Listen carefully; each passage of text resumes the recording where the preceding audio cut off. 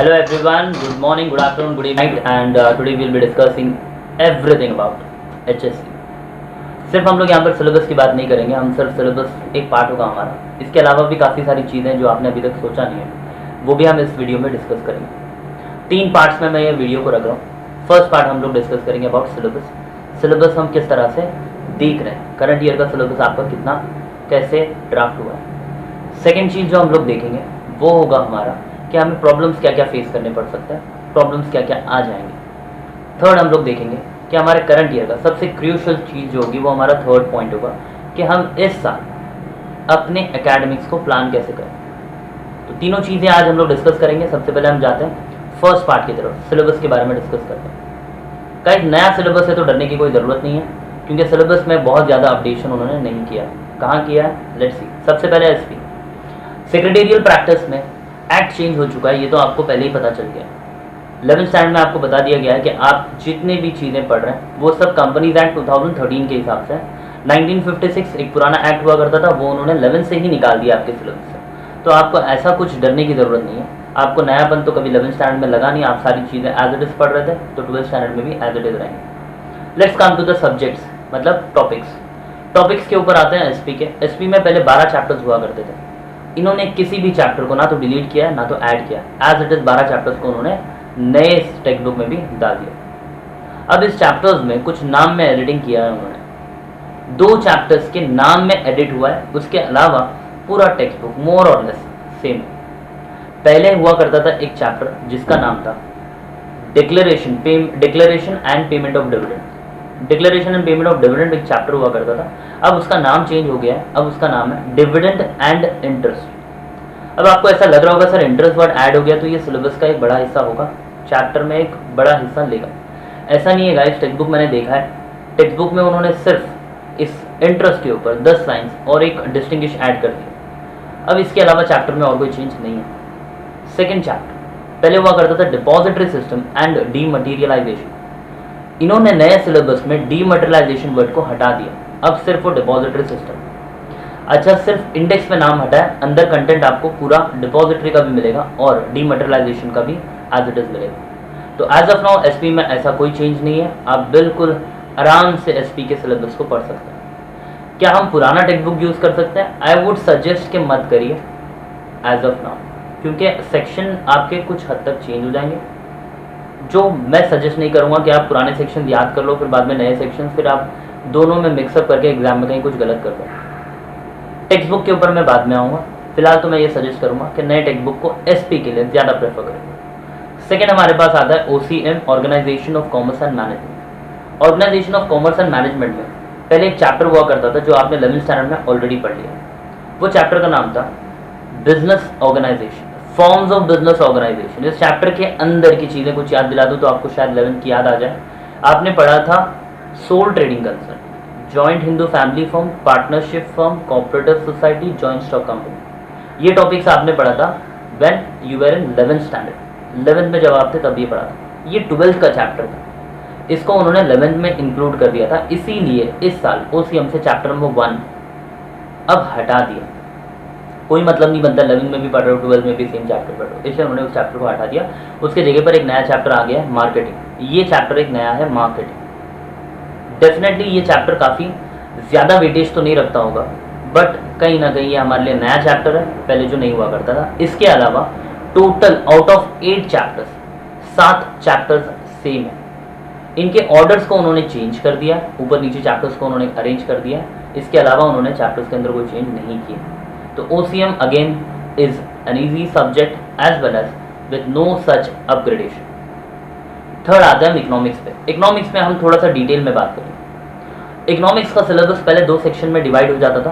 पहला सेक्शन होता था माइक्रो इकोनॉमिक्स का और दूसरा सेक्शन होता था मैक्रो इकोनॉमिक्स का। माइक्रो इकोनॉमिक्स में 6 चैप्टर्स हुआ करते थे जो सारे के सारे माइक्रो इकोनॉमिक्स के कॉन्सेप्ट्स को समझाते थे, और 7वें चैप्टर से लेकर 13वें चैप्टर तक यानी 7 चैप्टर्स ये होते थे मैक्रो इकोनॉमिक्स के, जहाँ पर हम मैक्रो लेवल्स की सारी स्टडीज करते थे। अब यहाँ पर क्या होता था, पहले जब ये पेपर में पूछा जाता था तो ये एक चैप्टर आता था, फर्स्ट सेक्शन आता था पूरा का पूरा सेक्शन, वो आता था 74 to 76 मार्क्स का, और सेकंड सेक्शन आता था 68 to 70 मार्क्स का। With option, but obvious with option, क्योंकि पेपर आपका ड्राफ्ट होता था 144 मार्क्स का, ऑप्शंस अगर हम हटा देते हैं तो वो 80 मार्क्स के लिए चला जाता है। तो इस सिचुएशन में बच्चों को काफ़ी टाइम ये अच्छा लगता था कि एक सेक्शन वो पढ़ लेते थे और दूसरा सेक्शन कई बच्चे नहीं पढ़ते थे। वो कहते थे सर हमारा 60 भी आ गया ना तो भी हम खुश हैं, 80 में से 60 आ गया तो भी हम खुश हैं। तो कई बार बच्चे ऐसे काम कर लिया करते थे, विच इज़ नॉट एडवाइसेबल। अब इस बार क्या किया उन्होंने, नए अपडेशन में इन्होंने माइक्रो एंड मैक्रो दोनों चैप्टर, जो चैप्टर नंबर 1 हुआ करता था, चैप्टर नंबर 7 हुआ करता था, दोनों को इन्होंने मर्ज कर दिया और कंपैरिजन में इन्होंने आपको दोनों पढ़ा दिया एक ही चैप्टर के अंदर, चैप्टर नंबर 1। ये बड़ा ऑब्वियसली एक अच्छा मूव है, क्योंकि हम पहले जब मैं भी पढ़ाया करता था तब मैं ये दोनों चैप्टर्स को साइमल्टेनियसली ले लेता था ताकि कंपैरिजन में बच्चों को ज़्यादा इफेक्टिवली चीज़ें समझ में आ जाए, जो उन्होंने कर दिया है सिलेबस में। इसके अलावा अरेंज उन्होंने चैप्टर्स को वैसे ही रखा है, पहले कुछ चैप्टर्स उन्होंने माइक्रो लेवल के कॉन्सेप्ट्स पे रखा है, उसके बाद में उन्होंने मैक्रो लेवल के रखा है। इस सब्जेक्ट में मैं जाऊँगा टॉपिक टू टॉपिक, क्योंकि यहाँ पर कुछ चीज़ें मुझे आपको बतानी है। चैप्टर नंबर 1 मैंने पहले ही बता दिया, introduction about micro and macro दोनों के दोनों ऐड कर दिया। चैप्टर नंबर 2 पहले हुआ करता था कंज्यूमर बिहेवियर, अब उस चैप्टर को उन्होंने अपडेट कर दिया, नाम चेंज कर दिया, अब उन्होंने रखा है यूटिलिटी एनालिसिस। अब ये दोनों चैप्टर के नाम ही अलग हैं, बाकी चैप्टर का कंटेंट पूरा का पूरा सेम है, चैप्टर के कंटेंट में कोई डिफरेंस नहीं। चैप्टर नंबर 3A और 3B हुआ करता था डिमांड और इलास्टिसिटी ऑफ डिमांड, अब उन्होंने यहाँ पर भी सेम रखा है 3A 3B, डिमांड एनालिसिस और इलास्टिसिटी ऑफ डिमांड, यहाँ पर कोई चेंज नहीं है। चैप्टर नंबर 4 हुआ करता था producer behaviour, producer behaviour guys में आता था सप्लाई एनालिसिस, ये सारा कंटेंट आता प्रोड्यूसर बिहेवियर के अंदर। अब उन्होंने उसका नाम चेंज करके कर दिया सप्लाई एनालिसिस, अब उन्होंने प्रोड्यूसर बिहेवियर नहीं रखा, उसको नाम ही कर दिया उन्होंने, बस सप्लाई एनालिसिस ही नाम रहने दो, इसके अंदर हम सप्लाई के बारे में ही पढ़ाएंगे। एक चीज़ जो इस चैप्टर के अंदर उन्होंने डिलीट कर दिया वो है elasticity of supply. Elasticity of supply एक अच्छा खासा 8 मार्क्स का क्वेश्चन बन जाता था, जिसमें कई सारे डायग्राम्स होते थे, काफ़ी समझना होता था, वो चैप्टर उन्होंने निकाल दिया, वो चैप्टर का वो हिस्सा उन्होंने निकाल दिया। इसके अलावा चैप्टर नंबर 5 और 6, chapter number 5 forms of market, forms of market में इन्होंने अभी भी सेम रखा है, पहले हुआ करता था forms of market and price determination under perfect competition, इन्होंने प्राइस डिटर्मिनेशन के पार्ट को निकाल दिया, नए सिलेबस में प्राइस डिटर्मिनेशन नहीं है, ये भी 8 मार्क्स का एक क्वेश्चन बन सकता था, इन्होंने उसको भी निकाल दिया। अब उन्होंने एक चीज़ इस चैप्टर में नए सिलेबस में ऐड किया, पहले हम पढ़ा करते थे 3 अलग अलग तरह के मार्केट्स, परफेक्ट कंपटीशन, मोनोपोली और मोनोपोलिस्टिक कंपटीशन, अब इन्होंने एक और ऐड कर दिया इसमें ओलिगोपोली, जी ओलिगोपोली इन्होंने ऐड कर दिया इस सिलेबस में, पहले सिर्फ नाम हुआ करता था, पढ़ाए थे नहीं थे उसके बारे में कोई कंटेंट नहीं होता था, ये चीज़ एक नई टॉपिक आ गई, बहुत ज़्यादा वेटेज में नहीं है, बट इट इज़ अगर आ भी ज़्यादा है तो 4 मार्क्स से ज़्यादा के लिए नहीं आएगा। नेक्स्ट आते हैं हम लोग आने वाले चैप्टर्स के ऊपर। उसके बाद होता था एक फैक्टर ऑफ प्रोडक्शन, वो चैप्टर इन्होंने नए सिलेबस में नहीं रखा है, डिलीट कर दिया। उसके अलावा मैक्रो हमने पहले ही कंसिडर कर लिया चैप्टर नंबर 1 में उसको। उसके बाद आता था नेशनल इनकम, अभी भी है नेशनल इनकम, एक नया चैप्टर नए सिलेबस में ऐड हो गया, that is index number, index number एक ऐड हो गया। दूसरा चैप्टर जो ऐड हो गया वो है money market and capital market, ये भी एक चैप्टर ऐड कर लिया। इसके अलावा एक और नया चैप्टर आया हुआ है फॉरेन ट्रेड इन इंडिया, ये 3 चैप्टर जो है वो इकोनॉमिक्स में एज एन इकोनॉमिक्स न्यू है। इसकी जगह पर उन्होंने पहले के कई सारे चैप्टर्स को डिलीट कर दिया। एक चैप्टर जो कॉमन अभी भी मैंने डिस्कस नहीं किया वो है public economics and public finance, ये पहले भी था और अभी भी, देयर इज नथिंग एज सच।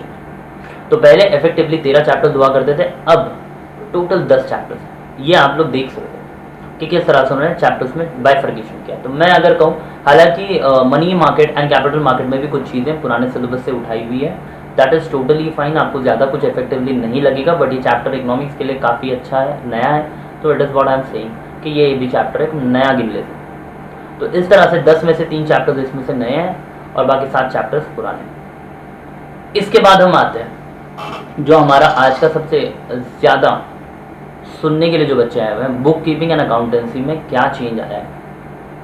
हमें सबसे ज़्यादा डर बुक कीपिंग से लगता है, मुझे नहीं समझ में आता क्यों डर लगता है, डरना भी नहीं चाहिए। अब बुक कीपिंग के सिलेबस को हम पहले डिस्कस करेंगे, फिर आएंगे इसके डर के ऊपर। बुक कीपिंग एंड अकाउंटेंसी में पार्टनरशिप पे पहले 6 चैप्टर्स हुआ करते थे। एक होता था इंट्रोडक्शन, उसके अलावा final account, admission of partner, retirement of partner, death of partner, dissolution of partnership form, ये 6 चैप्टर्स को अब 5 चैप्टर बना दिया। इंट्रोडक्शन को इन्होंने फाइनल अकाउंट के साथ मर्ज कर दिया, इसके अलावा आपका एडमिशन्स पहले और अभी भी था और अभी भी है। रिटायरमेंट, डिसोल्यूशन, डेथ ये पहले भी था और अभी भी है। पार्टनरशिप अकाउंटिंग में कोई चेंज नहीं है। इसके अलावा NPO, not for profit concern नाम का एक चैप्टर हुआ करता था, बहुत इफेक्टिव चैप्टर है। ये इस बार भी इस साल के सिलेबस में भी उन्होंने रखा है। बिल ऑफ एक्सचेंज एक अच्छा चैप्टर, जर्नल बेस्ड चैप्टर था, वो इस साल के सिलेबस में भी है। Issue of shares, company account हुआ करता था पहले, इशू ऑफ शेयर्स पहले भी था अभी भी है। इशू ऑफ डिबेंचर्स पहले था अब नहीं है। सिंगल एंट्री सिस्टम पहले था अब नहीं है। इसके अलावा एक chapter analysis, financial analysis, financial statement analysis of financial statement, ये पहले भी था और अभी भी इस सिलेबस में है। एक चैप्टर जो और इन्होंने ऐड कर दिया है गाइस, ये डिग्री सेक्शन से चैप्टर नहीं आया, ये 11th स्टैंडर्ड से आया। पुराने बच्चे जो होते थे इसको 11th में पढ़ा करते थे, आप लोग 12th में पढ़ोगे। तो this was all about BK, bookkeeping and accountancy. This is nothing as such के कुछ बहुत बड़ा चेंज कर दिया इन्होंने। ये सिलेबस आप देखेंगे तो मोर और लेस सेम है। इनफैक्ट इन्होंने 2 चैप्टर्स कम कर दिए हैं और एक चैप्टर को ऐड किया। तो इस सिचुएशन में आप अगेन बेटर स्टैंड करते हो। तो ये था सारा का सारा video all about our syllabus. अब जानते हैं हम लोग इस सिलेबस में रहते हुए हमें किन चीज़ों से डरना चाहिए और कौन सी ऐसी चीज़ें जिसकी फिक्र हमें होनी चाहिए। गाइज लॉकडाउन चल रहा है, प्रिंटिंग बंद है, तो आपके टेक्स्ट बुक जल्दी नहीं आएंगे मार्केट में। ये एक फिक्र करने वाली बात है। लेकिन क्या इसका हमारे पास कोई सोल्यूशन नहीं है? बिल्कुल हमारे पास सोल्यूशन है। ऑनलाइन हमारे पास इसके PDFs आ चुके हैं। मैं डिस्क्रिप्शन में इसका लिंक आपको डाल दूंगा, आप वहाँ पर जाइए और आप सारे टेक्स्ट बुक वहाँ से डाउनलोड कर सकते हैं। डाउनलोड करने के बाद अगर आपके पास प्रिंटर है तो आप प्रिंट आउट ले लीजिए। अगर आप प्रिंटर नहीं रखते हैं तो जैसे ही लॉकडाउन खत्म होगा प्रिंट आउट ले सकते हैं। मैं इसलिए कह रहा हूँ आप लॉकडाउन के बाद प्रिंट आउट ले लीजिए, क्योंकि मार्केट में बुक आने के लिए कितना वक्त लगेगा इसका अंदाज़ा नहीं है। क्योंकि हमें पता है जैसे ही मार्केट में बुक्स आएंगे पता भी नहीं चलेगा, 2-3 बार लॉट्स जब कब खत्म हो जाएंगे, उसके बाद धीरे धीरे मिलने लगेगा। टाइम हमारे लिए नहीं रुकेगा, बोर्ड्स हमारे लिए नहीं रुकेंगे, तो हम भी ऐसी चीज़ों के लिए नहीं रुकेंगे। तो again there is nothing to worry for such. और जैसे ये बुक्स आ जाते हैं, आपको लगता है कि आप जेरोक्स से नहीं पढ़ पा रहे हो तो buy a book, that is totally fine. दूसरी चीज़ जो आपको फिक्र करनी चाहिए, सर नए सिलेबस में हमें सब्जेक्ट से डिफ़िकल्टी नहीं होती है, हमें प्रॉब्लम नहीं होता, टीचर्स हमें पढ़ा देते हैं। हमें जो दिक्कत आती है वो तैयारी करने की आती है। सिलेबस की तैयारी करने में बड़ी सारी दिक्कत आती है। पहले पता होता था वेटेज क्या है, क्या ऑप्शंस में जा सकते हैं, कौन से चैप्टर को हम स्किप कर सकते हैं। अब हमें वो पता नहीं चलता। यस, ये एक दिक्कत है। ये हर साल दिक्कत आएगी आपको जब आप पोर्शन चेंज करोगे। डोंट वरी गाइज, ये आखिरी बार आपका चेंज आया है। 13 के सिलेबस पहले ही चेंज हो चुके हैं, तो आपको उसके सारे कंटेंट्स एज इट इज मिलेंगे, उसके इंपॉर्टेंट मिलेंगे। बट ये पड़ाव जो है ना हमें पार करना पड़ेगा। Anyhow we have to cross this river.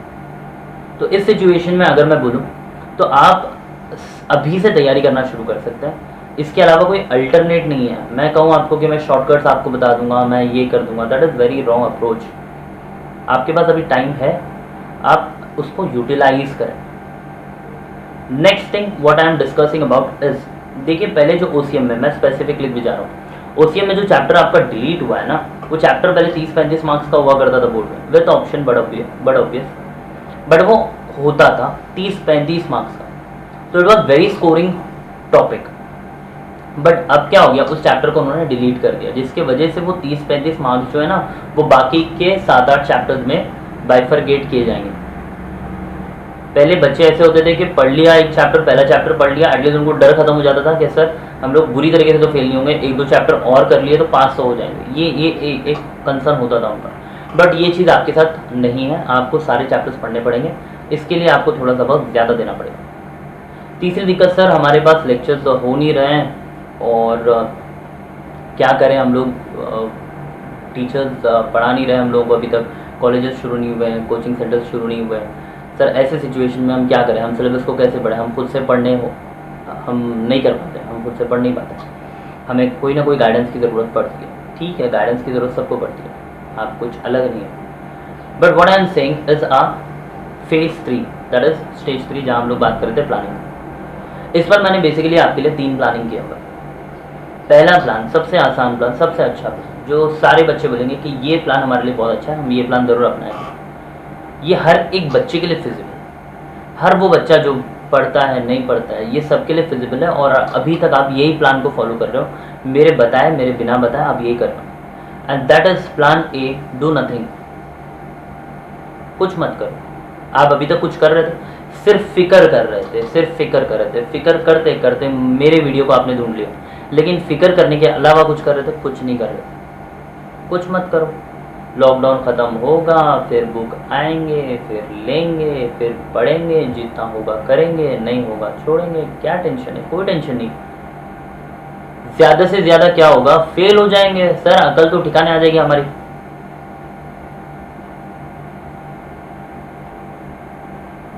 हाँ क्या है, 1 साल तो जाएगा। नहीं सर ये प्लान कुछ अब ठीक नहीं लग रहा है, पहले अच्छा लग रहा था जब आपने समझाया, लेकिन अब ठीक नहीं लग रहा है, तो चलो ठीक है प्लान बी की तरफ आते हैं। प्लान बी में गाइज आपको मैं सजेस्ट करूंगा कि आप 11th के बेसिक्स को पहले ठीक करें। स्पेसिफिकली अकाउंट्स की बात करता हूँ मैं, इंग्लिश की बात करता हूँ, ये 2 ऐसे सब्जेक्ट्स हैं जो आपको ठीक कर लेनी चाहिए इस ड्यूरेशन। पहले इंग्लिश के बारे में बात करते हैं। इंग्लिश बहुत सारे बच्चे होते हैं जो हिंदी मीडियम के होते हैं, मराठी मीडियम के होते हैं, उर्दू मीडियम के होते हैं, ये तीनों सेक्शंस के बच्चे जो होते हैं जिनकी इंग्लिश थोड़ी सी कमज़ोर होती है। मैं हर किसी की बात नहीं कर रहा हूँ, मगर बहुत सारे बच्चों की इंग्लिश कमज़ोर होती है, तो ये बहुत अच्छा वक्त है कि वो अपने इंग्लिश को ठीक करें, बहुत ज़रूरी है, क्योंकि आपकी इंग्लिश कमज़ोर रहेगी तो सारे सब्जेक्ट्स इंग्लिश में आप कैसे फेस करोगे, आप सेंटेंस फ्रेम कैसे करोगे। तो बेटर है कि इस ड्यूरेशन में आप थोड़ी सी इंग्लिश ठीक कर लीजिए, बाद में अगर टीचर पढ़ा रहा है आपको समझ में आ रहा है, आप सेंटेंस फ्रेम कर पा रहे हो, स्कोरिंग थोड़ा सा आसान हो जाता है। अच्छा मैं हिंदी उर्दू और मराठी वालों को बोल रहा हूँ, तो इंग्लिश मीडियम वाले ये ना सोचें कि उनको बहुत अच्छी इंग्लिश आती है। There is nothing as such. 12 साल पढ़े हैं सर हमने, तो भी कोई फ़ायदा नहीं है, कोई बात नहीं, इट्स ओके, नहीं आती नहीं आती। ये इंग्लिश मीडियम वाले आपको कभी बताएंगे नहीं कि उनको इंग्लिश नहीं आती है, बट आपकी और उनके हालत में कुछ ज़्यादा फ़र्क नहीं, तो सब अपना इंग्लिश ठीक करें। सेकेंड बीके में आप जर्नल एंट्रीज़ को ठीक करें। जर्नल एंट्रीज बेस्ड चैप्टर बहुत सारे हैं 12th स्टैंडर्ड में, जितना मैंने डिस्कस किया है, और उसके अलावा लीजर ठीक करिए और फाइनल अकाउंट ठीक करिए। फाइनल अकाउंट 11th का और 12th का कहीं एडजस्टमेंट चेंज होंगे, बाकी अकाउंट्स सारे के सारे सेम, बाकी कॉन्सेप्ट सारे के सारे सेम होंगे। तो 11th स्टैंडर्ड का आप अगर जर्नल एंट्रीज कर लेते हो ना, तो आपका मोर और लेस बहुत कुछ कवर हो जाएगा। आपका जर्नल एंट्रीज ठीक हो गया, आपका लेजर अकाउंट ठीक हो गया, आपका फाइनल अकाउंट ठीक हो गया, जो आपके बुक्स में लिखे हुए रहेंगे, टीचरों ने पढ़ाया हुआ है, वही आप गो थ्रू कर लेंगे ना, आपका एक बेस स्ट्रॉन्ग हो जाएगा। और जैसे ही ऑफलाइन लेक्चर शुरू होंगे, कॉलेज में लेक्चर शुरू हो जाएंगे, आपका बेस स्ट्रॉन्ग है, ऑटोमेटिकली आपको चीज़ें जल्दी समझ में आएगी।